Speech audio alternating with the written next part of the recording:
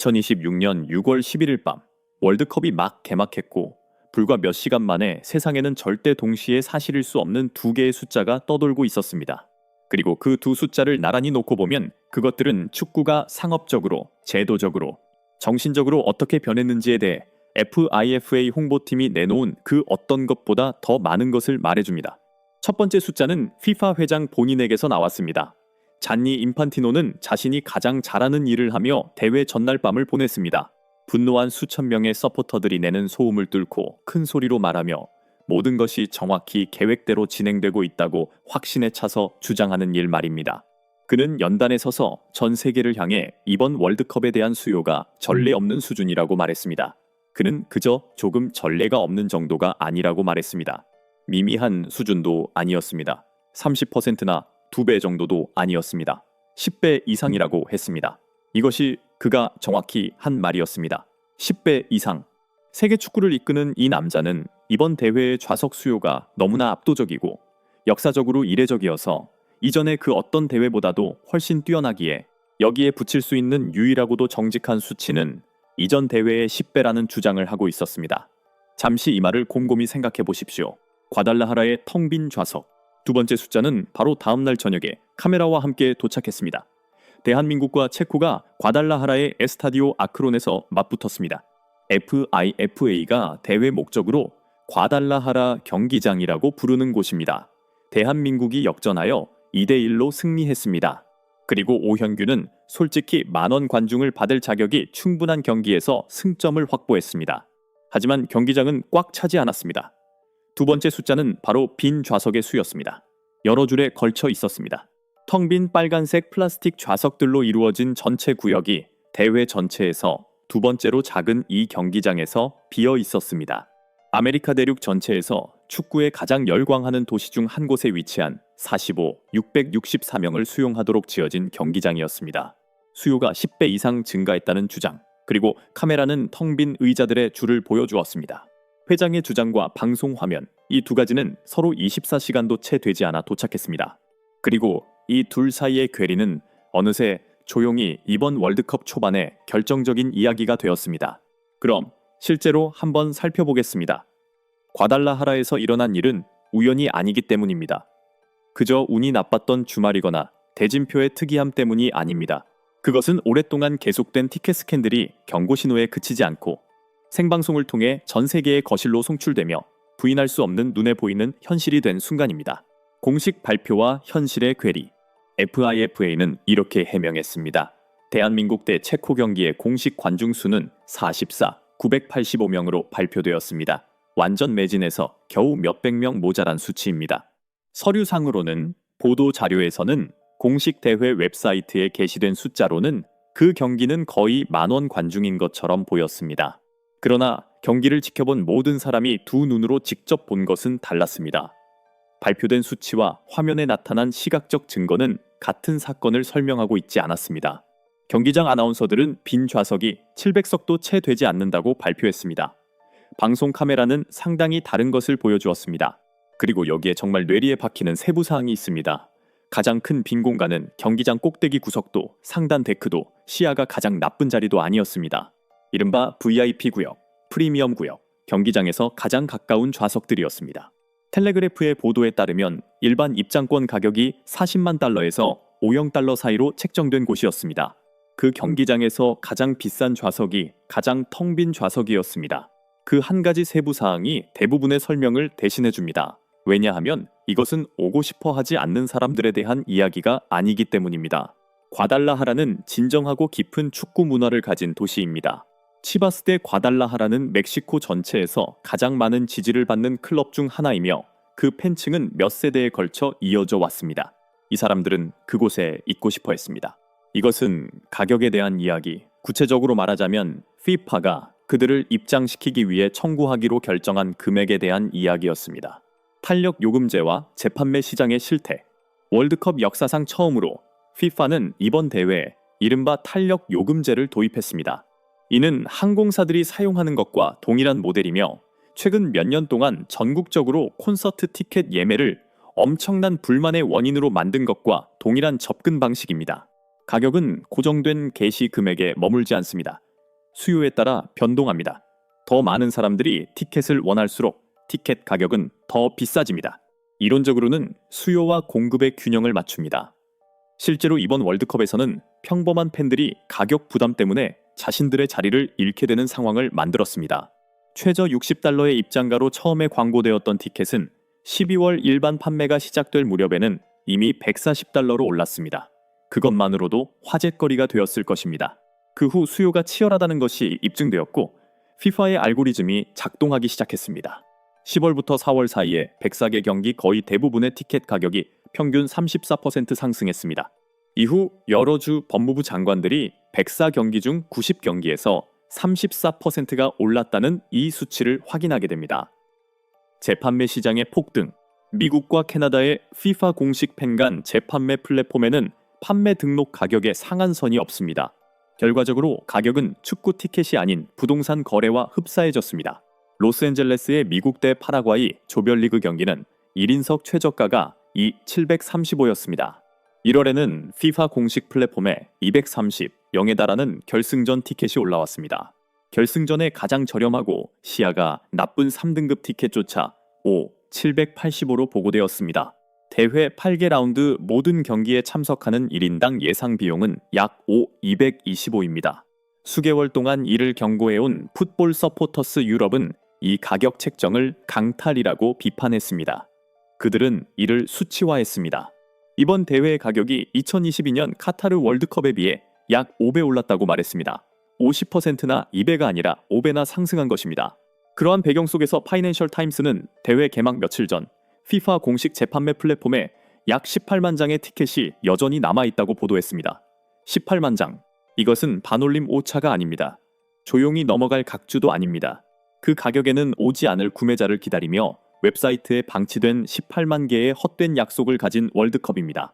FIFA 회장 스스로가 역사상 수요가 가장 높다고 묘사한 월드컵입니다. 600만 장의 티켓이 판매된 월드컵. 그리고 아무도 사지 않은 18만 개의 좌석이 있는 곳이기도 합니다. 미국의 법적 대응과 진행 중인 조사. 그래서 수만 장의 티켓이 재판매 플랫폼에 나타나고 있으며 이것이 애초에 가격 때문에 텅 빈 경기장을 채우기 위해 FIFA가 조용하고 필사적으로 개입한 것처럼 보인다는 보도가 나왔을 때 사람들의 반응은 불신이 아니었습니다. 그것은 오히려 인정에 가까운 것이었습니다. 뉴저지주 법무장관 제니퍼 데븐포트는 티켓 구매 경험을 직접 인용하자면 혼란, 가짜 희소성, 그리고 터무니없는 가격으로 이루어진 실현이라고 묘사했습니다. 뉴욕주 법무장관 레티샤 제임스와 데븐포트 장관은 FIFA의 공식 소환장을 발부하여 티켓 가격 책정 방식, 좌석 등급 정의 및 마케팅 방식에 관한 내부 문서를 요구했습니다. 며칠 지나지 않아 텍사스주도 조사에 합류했습니다. 그 다음은 캘리포니아주였습니다. 각기 4개의 별도주 차원 조사에서 FIFA가 소비자보호법을 위반했는지, 가격이 인위적으로 부풀려졌는지, 팬들을 고의로 오도했는지 여부를 면밀히 조사하고 있습니다. FIFA는 가장 심각한 혐의에 대해서는 부인했습니다. 하지만 스포츠에서 최대의 가치를 착취하는 것이 아니라 스포츠에 봉사해야 하는 단체, 즉 스스로를 지속적으로 비영리 조직이라고 묘사하는 이 기구는 역대 어느 월드컵보다 티켓 수익이 최고치로 치솟는 것을 지켜보고 있었으며 이전 어느 대회보다도 총 대회 수입에서 더 큰 비중을 차지하게 되었습니다. 600만 장의 티켓 판매, 기록적인 수익, 비영리 단체의 지위, 그리고 대회 이틀째 밤에 텅 빈 VIP 좌석이 공존했습니다. 이제 앞으로의 몇 주를 내다볼 때 FIFA가 가장 우려해야 할 부분은 바로 이것입니다. 과달라하라의 에스타디오 아크론은 이번 대회 전체에서 두 번째로 작은 경기장입니다. 36석 규모의 토론토 BMO 필드만이 유일하게 더 작습니다. 그 외의 모든 경기장은 이보다 더 큽니다. 그중 4곳을 제외한 모든 경기장은 최소 0명의 팬을 수용할 수 있습니다. 멕시코시티의 에스타디오 아스테카와 이스트 러더퍼드의 메트라이프 스타디움은 모두 수용 인원이 0명을 넘습니다. 아스테카 경기장에서 열린 멕시코와 남아공의 대회 개막전에는 8만 명 이상의 관중이 모였습니다.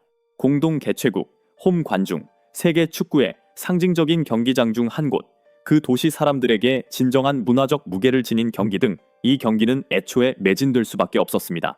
진짜 시험대는 멕시코의 개막전 밤이 아니었습니다. 진짜 시험대는 축구에 열광하는 도시의 4만 5천석 규모 경기장이 FIFA가 책정한 가격으로는 여전히 채워질 수 없었다는 사실입니다. 그리고 FIFA가 이를 해결하지 못한다면 과달라하라의 빈 구역들은 팬들이 경기장 콘코스에서 관람하고 있다는 언론 성명서로 수습할 수 있는 단순한 골칫거리가 아닙니다. 이는 앞으로 6주 동안 수많은 경기장, 거의 2배나 큰 규모의 장소, 그리고 홈 공동 개최국의 개막전이 가졌던 자연적인 이끌림보다 훨씬 매력도가 떨어지는 경기들에서 카메라가 발견하게 될 모습에 대한 조기 경고입니다. 앞으로 일정에 미국, 잉글랜드, 브라질, 아르헨티나, 프랑스, 독일이 모두 경기에 나설 것이기 때문입니다. 이론상 주요 인기 경기는 저절로 매진되어야 합니다. 그러나 그러한 인기 경기는 가장 높은 가격이 책정되기도 합니다. $10,000 단위의 티켓 가격과 재판매 상한선이 없는 매트라이프에서의 결승전은 이 대회 전체에서 가장 값비싼 이벤트입니다. 과달라하라의 프리미엄 좌석이 $400에 비어 있었다면 그보다 20배, 30배, 40배 비싼 결승전 프리미엄 좌석은 어떻게 될까요? 수요의 진실과 음수, 휴식 시간. 이 모든 상황의 이면에는 FIFA가 너무 큰 목소리로 묻지 않기를 바라는 더 큰 질문이 있습니다. 인판티노 회장이 거듭 강조한 10배라는 수치는 티켓 신청량을 근거로 한 것이었습니다. 판매 첫 15일 동안 FIFA는 하루 1천만 건씩 총 1억 5천만 건의 티켓 신청을 받았다고 밝혔습니다. 신청 수요는 진짜였습니다. 하지만 FIFA가 최종적으로 청구하기로 결정한 금액을 기꺼이 지불할 용의가 있는 사람들의 수요는 전혀 다른 문제였습니다. 당신은 $60짜리 티켓을 신청합니다. 알고리즘은 당신에게 $300를 청구할 수 있다고 판단합니다. 당신은 $300를 감당할 수 없습니다. FIFA는 당신의 초기 신청을 수요로 계산합니다. 그 좌석은 지불할 수 있는 사람에게 돌아가거나 빈 채로 남게 됩니다. 다른 혹자는 이를 상당한 재정적 예비비를 축적하고 있는 비영리 단체의 스마트한 수익 관리라고 부를 것입니다. 어느 쪽이든 과달라하라의 카메라는 매진을 보여주지 않았습니다. 더불어 빈 좌석이 유일한 마찰 요인도 아니었습니다. 월드컵 역사상 처음으로 FIFA는 당시 날씨와 관계없이 모든 경기 전 후반 중간에 의무적으로 3분간의 음수 휴식 시간을 도입했습니다. 시카고의 서늘한 저녁이든 상관없습니다. 아무도 목마르지 않아도 휴식은 진행됩니다. 비평가들은 경기 중단이 창출하는 광고 인벤토리가 진짜 목적이라고 의심합니다. 104개 경기, 경기당 2번의 3분 휴식은 지난 월드컵에는 존재하지 않았던 5시간 이상의 의무 방송 시간을 의미합니다. 이는 중계권자나 스폰서에게 결코 적은 수치가 아닙니다. 이 대회 첫 이틀의 모습은 FIFA가 홍보 캠페인으로 구축했던 그림이 아닙니다. 공식 성명과 방송 화면 사이의 격차는 덮고 넘어가기에는 너무나 큽니다. 과달라하라의 텅 빈 빨간 플라스틱 좌석들은 2014년의 마라카낭이나 2022년 루사일 경기장의 분위기와는 전혀 달랐습니다. 잠시 시야를 넓혀보겠습니다. 과달라하라의 빈 좌석 이야기는 축구가 과연 무엇인지, 누구를 위한 것인지, 운영 조직이 정직한 능력을 갖췄는지에 대한 스포츠계 내부의 오랜 논쟁과 연결되어 있습니다. FIFA는 비영리 단체입니다. 전 세계적으로 축구를 발전시키고 가능한 한 가장 많은 관중이 즐길 수 있도록 보장한다는 명시적인 사명을 가지고 있습니다. 이 사명은 세금 혜택이나 면책 특권을 정당화할 때마다 인용됩니다. 그런데 결승전 티켓을 보십시오. 최저가가 $60이고 상한선 없는 재판매 플랫폼에 $23만 달러짜리 티켓이 올라옵니다. 가구당 중위 소득이 약 $78인 국가에서 말입니다. 그것은 접근성이 아닙니다. 글로벌 게임의 모습도 아닙니다. 그것은 길거리의 게임이라는 정체성 위에 세워진 스포츠의 색깔로 치장한 사치품일 뿐입니다. 과거 2015년의 부패 스캔들은 수십 년간 축구를 통제하며 수익화해온 단체의 민낯을 폭로했습니다. 인판티노는 개혁가로 등장했지만 지금 나타나는 것은 같은 방향성의 다른 버전처럼 느껴집니다. 즉, FIFA의 주요 의무는 수익 극대화이며 팬 접근성, 티켓 가격, 의무적 음수 휴식 시간 등 다른 모든 것은 부차적이라는 믿음입니다. 대회 확장, 3개국 동시 개최, 가격 상한선 없는 탄력 요금제 도입 등 이 모든 선택이 수익을 더하지만 경기장에서 축구를 관람하려는 팬들에게는 엄청난 비용과 마찰을 가중시킵니다. 2026년 월드컵은 지난 30년 프로젝트의 정점으로서 축구가 미국 주류 스포츠로 자리매김하는 순간이 되었어야 했습니다. 대신 개막 첫 주말의 이야기는 빈 좌석과 미국의 사계주가 보낸 법적 소환장이었습니다. FIFA는 텅 빈 좌석이 콩코스에서 경기를 본 팬들 때문이라는 모욕적인 해명을 내놓았습니다. 이는 그 조직 자체에 대해 더 많은 것을 드러냅니다. 대회는 아직 6주나 남아있고 대진표가 좋아지면 티켓 판매는 수월해질지 모릅니다.